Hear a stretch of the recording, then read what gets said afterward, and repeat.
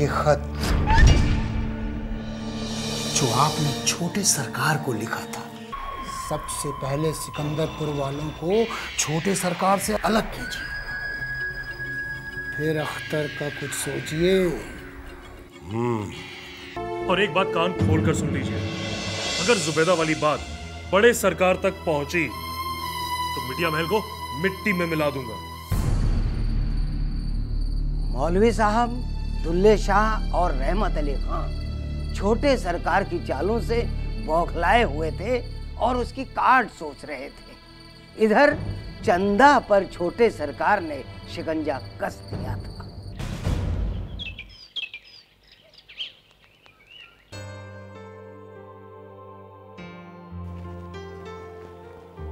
छोटे सरकार, हाँ, चंदाबाजी को बुला लाए हैं। भेजो। जी छोटे सरकार।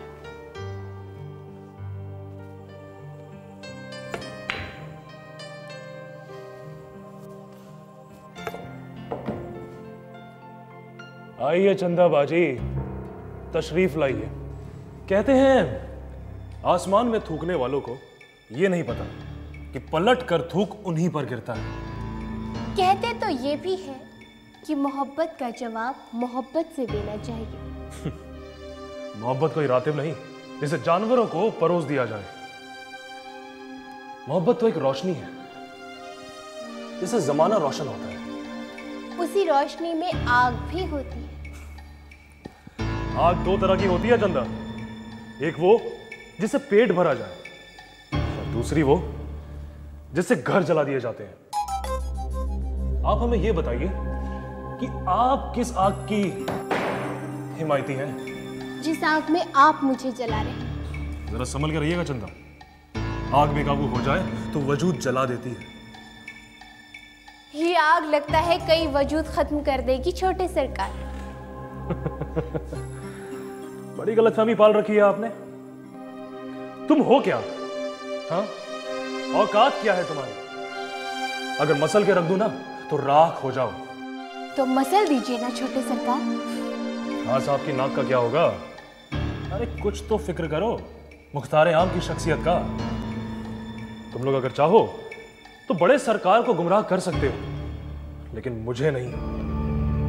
और हाँ, आपने वो नाक का सवाल उठाया था ना, आज अगर मैं चाहूं तो मिटिया महल का जर्रा जर्रा, कतरा कतरा अपनी आबरू की फरियाद करेगा। मैं आपका मतलब नहीं समझी। बदकारी ज्यादा दिन पर्दे के पीछे नहीं रहती। ये खत तो पढ़िए चंदा।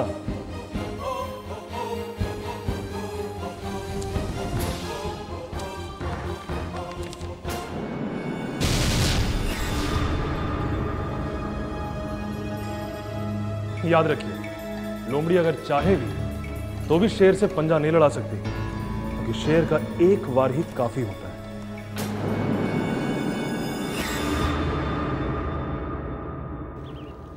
जिम्मी, पता नहीं मुझे ऐसा क्यों लग रहा है कि जिस मकसद के लिए मैं घर से निकला था वो फौत हो रहा है।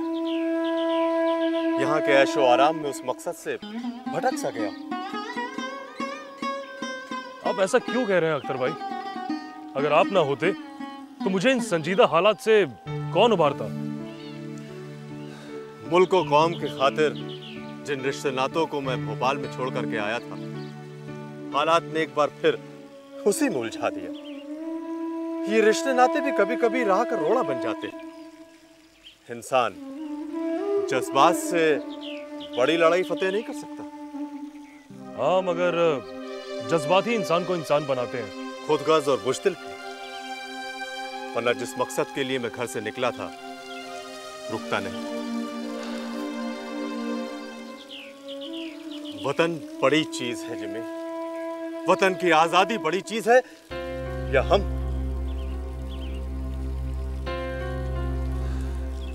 सही फरमाते हैं अख्तर भाई। अगर जंग बड़ी हो, सबके इरादे नेक हो, तो ये जज्बात, रिश्ते, नाते, परेशानियां कुछ मायने नहीं रखते। सच सच है अख्तर भाई, सच है। हुजूर, बड़े सरकार बुलावा था। जरूर चंदा ने फिर से कुछ आग लगाई होगी। जिम्मी, जज्बात से नहीं, अकलमंदी और होशियारी से बात करना, ठीक? चलिए।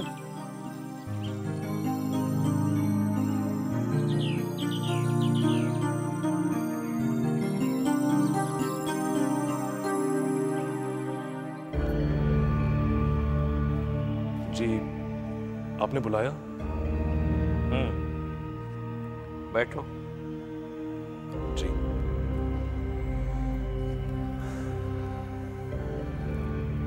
आज हाकिम तहसील दुर्रानी से मालूम हुआ कि आप सीतापुर के किसी बनिए से उसका मोटर तय कर आए हैं। जी, वो मसरूफियत की वजह से जिक्र ना कर सका। सोच रहा था कि मौका मिलते ही इजाजत ले लूंगा। इजाजत लेनी होती तो तय करने के पहले लेते। मुझे लगा आप इजाजत दे देंगे। अच्छा, क्यों? क्योंकि मोटर की आपको भी जरूरत है। आप सीतापुर पालकिया फिटन से जाते हैं, इससे तकलीफ भी होती है और वक्त भी ज्यादा सर्फ होता है। मोटर चलेगी कहां? सड़क पर। अब मेरा मतलब है सड़क पर कंकड़ पड़ रहे हैं, और फिर वो नहर किनारे वाली रोड भी तो है ना। कीमत क्या है? जी, कुल 12,000। तुम्हें यकीन है कि इतनी रकम फूकने के बाद तुम कोई माकूल काम कर रहे हो? अब्बू, मुझे इस मामले में मुझे आपसे कुछ तफसील से बात करनी है, मगर मौका ही नहीं मिल सका। अगर आप इजाजत दे तो मैं अभी कुछ अर्ज करना चाहता हूं। जी कहिए। अब्बू, मैंने रियासत के कागजात देखे तो पता चला कि मजमूई तौर पर आपको कभी 50,000 से ज्यादा की आमदनी नहीं हुई। आपकी बाजारें, जिनमें जानवरों की बाजार भी शामिल है, कभी भी 50,000 से ज्यादा के नीलाम नहीं हुए। आपके जंगलात भी हमेशा 10,000 के अंदर अंदर ही सिमट गए। सिर्फ इस साल जब मैंने निगरानी रखी तो कुल 30,000 रुपए का इजाफा हुआ। वो मेरा यकीन कीजिए, ये मेरे मंसूबे का सिर्फ एक हिस्सा भर है। मेरा ख्याल है कि मैं और मेहनत करूंगा तो मुनाफा और बढ़ेगा। साहबजादे, 30,000 का इजाफा मुनाफा नहीं। मेरे पास रियासत है, बनिए की दुकान नहीं। और रियासत की आमदनी फसल पर आती है, बाजार के उतार चढ़ाव पर नहीं। खैर, इस किस्से को तो मारिए गोली। अपना मंसूबा बताइए। अब्बू, हमारी गढ़ी में 3 हाथी हैं, जो शिकार के अलावा किसी मसरफ के नहीं, और अब बड़े शिकार पे भी पाबंदी है। मेरा ख्याल है कि शौक के लिए 1 हाथी काफी होगा। अब देखिए ना, घोड़े भी 12 हैं। आप घोड़े की सवारी तो करते नहीं हैं, तो मेरे ख्याल से 2 घोड़े काफी होंगे। अब बैल 20 जोड़े हैं, और जामनगर में सैर नहीं होती। अब अगर उनमें से 4 जोड़ा रखकर हम बाकी निकाल दें तो करीब 30-40 मुलाजिमों पर होने वाला खर्च और वो मनोगल्ला जो रातें पे खर्च होता है, वो महफूज हो जाएगा। घर के अंदर 20-22 औरतें हैं। अब अगर उन्हें हटाकर हम 4 बावर्ची रख दें तो काम भी ज्यादा खुश उसलूबी से होगा। ये औरतें घर पे सिर्फ खाना ही नहीं पकाती हैं, बल्कि हजारों मन अनाज पर निगाहदाश्त भी करती हैं। आप शायद ये भूल गए। इतना गल्ला घर में रखने की जरूरत ही क्या है? खलिहान से सीधा बनियों को तौल दिया जाए। इससे आदमियों पर बेजा मसारिफ के सिवा सैकड़ों मन अनाज सड़ने और चोरी होने से भी बच सकता है। और बाहर दस्तरखान पर रोज 50-60 आदमी हड्डियां नोचते हैं। इस तादाद को भी कम किया जा सकता है ना? जी, गढ़ी के अंदर। हाँ, गढ़ी के अंदर जो सब्ज घास के तख्ते हैं, उन्हें छिलवा कर बेच दिया जाए और जमीन में गंदुम बो दिया जाए, ताकि आमदनी में इजाफा हो। मेरे खाने के जो परिंदे हैं, उन्हें बंद कर दिया जाए। उनकी जगह गली से कुत्ते पकड़कर उन्हें जब्त करा दिया जाए। लेकिन उनको पकड़ेगा कौन? मैं ही पकड़ कर लाऊं और पकाकर खा लो। और ये जो दरख्तों पर पानी देने के लिए मुलाजिम हैं, उन सबको बर्खास्त कर दिया जाए। मेरे कंधे पर बैंगी रख दी जाए और मैं तालाब से पानी लाकर उनको सींचूं, ताकि आमदनी में इजाफा हो। बक्सों में जो मेरे कपड़े भरे रखे हैं, उन्हें गुदड़ी बाजार में नीलाम कर दिया जाए और पैसा बैंक में जमा कर दिया जाए। और उसकी जगह मेरे लिए एक परमिटे की वर्दी बनवा दी जाए, ताकि आमदनी में इजाफा हो। सोना चांदी गलवा कर रख दिया जाए और उसकी जगह महंगू कुम्हार के यहां से एक प्याली, एक रकाबी और एक बधना लाकर रख दिया जाए, ताकि आमदनी में इजाफा हो। ये तो हो गया। इंग्लिश फर्नीचर मार्ट से खत आया है जनाब के नाम। उसका क्या किस्सा है? जी, मेरे यहाँ फर्नीचर है ही नहीं। जो थोड़ी सी कुर्सियां और सोफे वगैरह पड़े हैं, वो सारे के सारे दकियानूसी हैं और तकलीफ दे भी।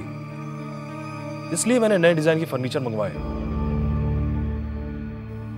चीनी के बर्तन कई बक्स हैं, मगर सब के सब बेजोड़ और बदमजा। एक भी चाय का ऐसा सेट नहीं जिसमें किसी मुअज़्ज़ज़ आदमी को चाय पिलाया जा सके।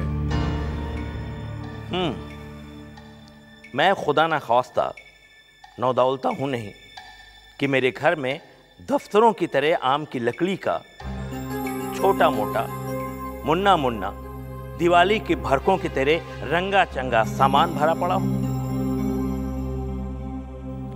और ना मेरा घर होटल है कि एक तश्तरी टूट गई तो सेट बेकार हो गया। और ना चाय के बर्तन खुदा ना ख्वास्ता मेरी तकदीर है कि मैं किसी को चाय पिलाऊं और उसके फौरन बाद तसला और तौलिया लेकर अपने हाथ से उन्हें साफ करने के लिए बैठ जाऊं और बक्से में रखकर सिरहाने धर दूं। खुदा ना ख्वास्ता कुरान दरमिया मेरे मुंह में खाक, अगर ये बर्तन टूट गए तो मुझे मैसर ना आएंगे। मेरे यहां सेरों नहीं तो मनो चांदी के बर्तन हैं। जी, मेरा ये मतलब नहीं था। मैं तो बस इतना कहना चाह रहा था कि मेरे यहाँ आजकल के रिवाज के मुताबिक सामान नहीं है। तो आप ये सारे इंतजामात एक मोटर रखने के लिए कर रहे हैं। आपने देखा ही क्या है? आपको इल्म नहीं है कि एक हाथी रखना 2 मोटर रखने से ज्यादा दुश्वार होता है। मोटरों का सर्फ जब होता है जब वो इस्तेमाल में होती है। ड्राइवरों का हाल यह है कि मैंने बड़े बड़े अफसरों को मोटर खुद हाँकते हुए देखा है। एक हाथी 10 से रातब खाएगा, 2 चरकटे होंगे, 1 फीलबान होगा। तो जो शान हाथी रखने में है वो मोटर रखने में नहीं। ये जो चांदी का ओगालदान सामने पड़ा है, इसकी कीमत में खाने और चाय के नफीस बर्तन खरीदे जा सकते हैं। ये जो कुर्सी पड़ी बदवजा और दकियानूसी बकौल आपके, इसकी कीमत में दफ्तरों के घटिया फर्नीचर से कमरा भरा जा सकता है। और रही फैशन की बात, तो ये उस तबके की इजाद है जिसे इमारत मयस्सर नहीं, जो गुरबा की जिंदगी के लिए नए नए ढकोसले इजाद किया करता है। आप मोटर खरीद लीजिए, फर्नीचर खरीद लीजिए, आजकल मटिया चीनी के बर्तन से 2-4 अलमारियां भर लीजिए, लेकिन यह ख्याल दिमाग से निकाल दीजिए कि इससे मसारिफ कम होते हैं। मसारिफ उनके होते हैं खुदा जिनको मसारिफ लायक बनाता है। बुद्धू खैराती क्या मसारिफ नहीं होते? अब्बू, ये बात मैंने इसलिए गोशगुजार की थी क्योंकि आए दिन अखबारों में आ रहा है हिंदुस्तान आजाद होने वाला है, और आजादी के बाद नई हुकूमत जो सबसे पहला काम करेगी वो जमींदारी खत्म करेगी। क्या मेरी जमींदारी चटाई है, दरी है, जाजम है जो लपेट कर रख दी जाएगी और हम तमाशा देखा करेंगे? वो मैं तो बस ये कह रहा था कि तू छक मार रहा था नालायक, दूर हो जा मेरी नजरों से।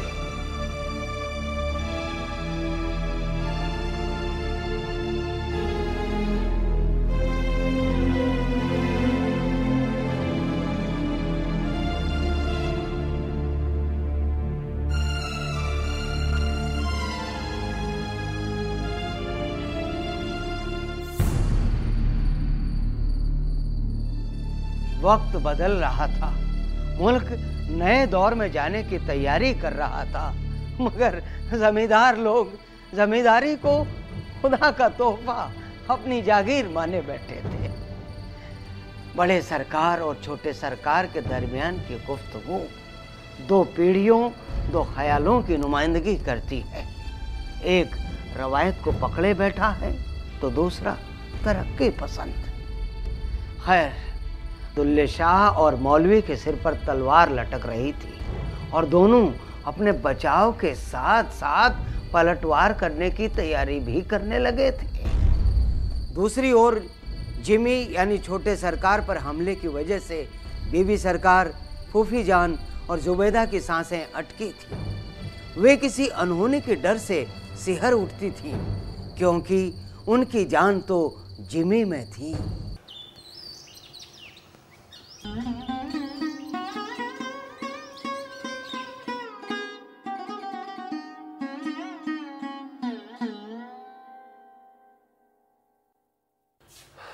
जुब्बे, तो आप यहां हैं और मैं ना जाने आपको कहां कहां ढूंढ रहा था।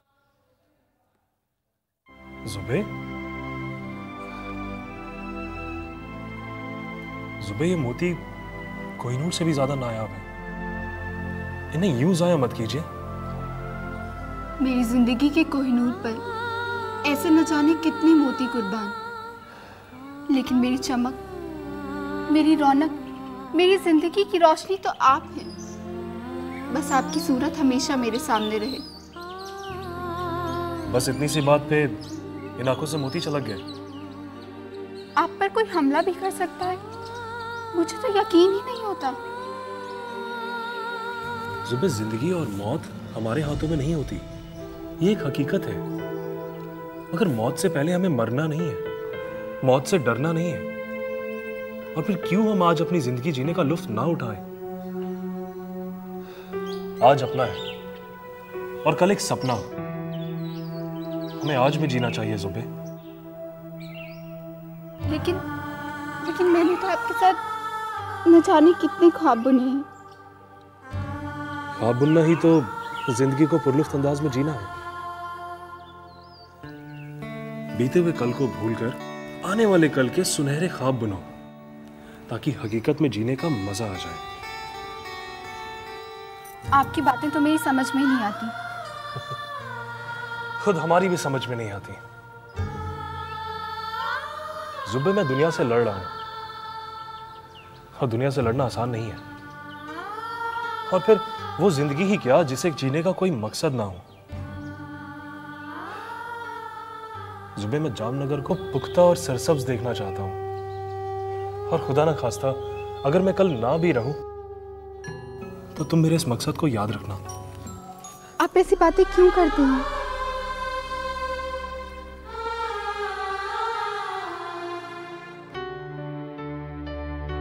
ये वक्त बड़ा बेरहम और शरारती होता है, थमता ही नहीं, चलता ही रहता है।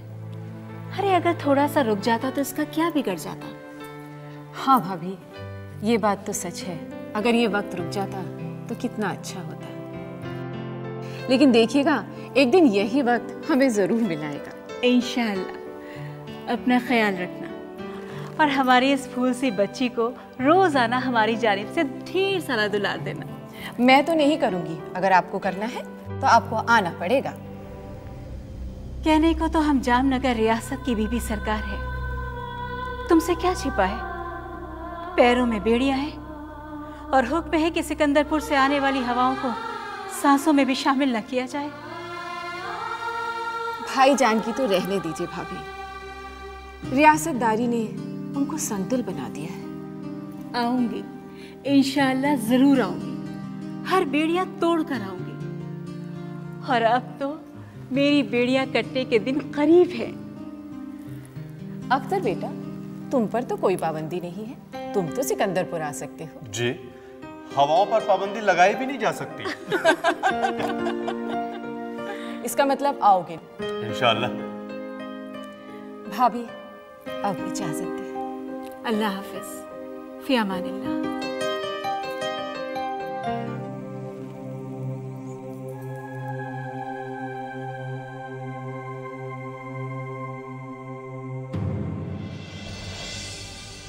जामनगर रियासत इलाके की सबसे बड़ी रियासत, सबसे ताकतवर रियासत, जिसकी डाल का पत्ता पत्ता खिला रहता था, वो अब सूखे पत्ते की मानंद ठोकरों पर बिछी थी। सब कुछ बर्बाद हो गया था, तबाह हो गया था। मुख्तारे आम रहमत अली खां की हवस और मिर्जा साहब बड़े सरकार की आंखों के सामने पड़े असबियत के नकाब ने जामनगर को अकीबत हाल कर दिया था। अब कुछ भी पोशीदा नहीं था।